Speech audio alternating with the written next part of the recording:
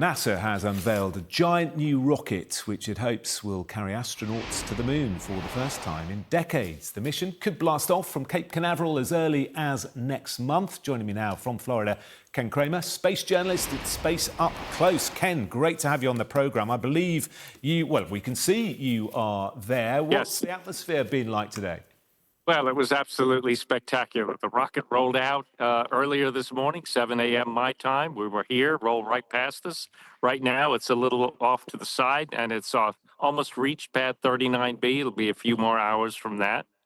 And, it's the first time that humans are going back to the moon in over 50 years. I've waited for this my whole life. I was a kid when Neil Armstrong landed on the moon, so I'm very thrilled that we're finally going back. This is not it's for a lunar flyby, not a lander. That'll be next. Is it on track for a takeoff when NASA hope? Well, we'll see. They have a lot of milestones they have to get through. First, they got to get to the pad. Then they have to hook up all the umbilical lines, gases, propellants, computer, electrical, and they have to check all that out. Then they have to do what's called a wet dress rehearsal, where they load the cryogenic flammable propellants into it, hydrogen and oxygen, into the first and second stage. That's going to be around February 2nd. That has to go perfectly in order to achieve that February 6th date. So what I would say to everybody is just be very flexible. There's no guarantee of February 6th. It's going to be tough to meet that deadline. It is possible. And they can launch it until February 11th in this launch period. If it doesn't go, they'll have to wait until March, early March, so about another month from now. So patience is key. And just remind us what this mission is all about.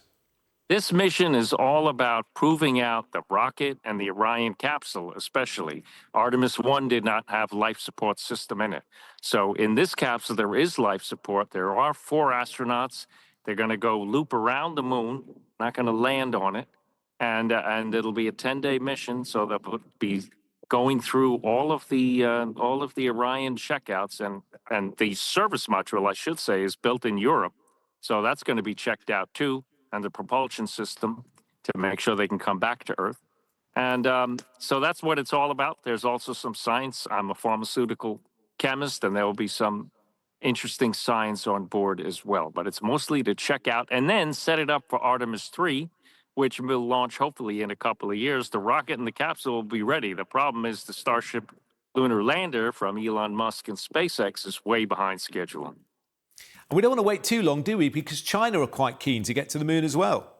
We have to get to the moon, and we have to beat communist China.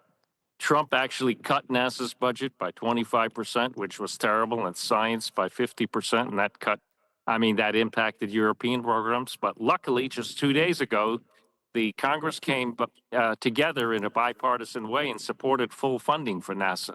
So there has been damage done, but the funding is basically restored. Most of the missions will go ahead. But the key is getting that lunar lander. So they've got to come up with a simpler architecture. It's extremely complex from SpaceX right now, require anywhere from 10 to 30 launches, which is just totally unacceptable.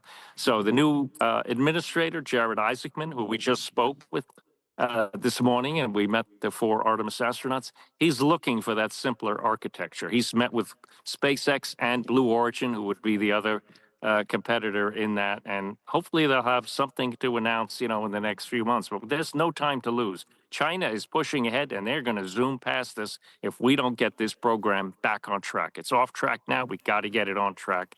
Otherwise, they'll claim the south pole of the moon, and that's where the resources are.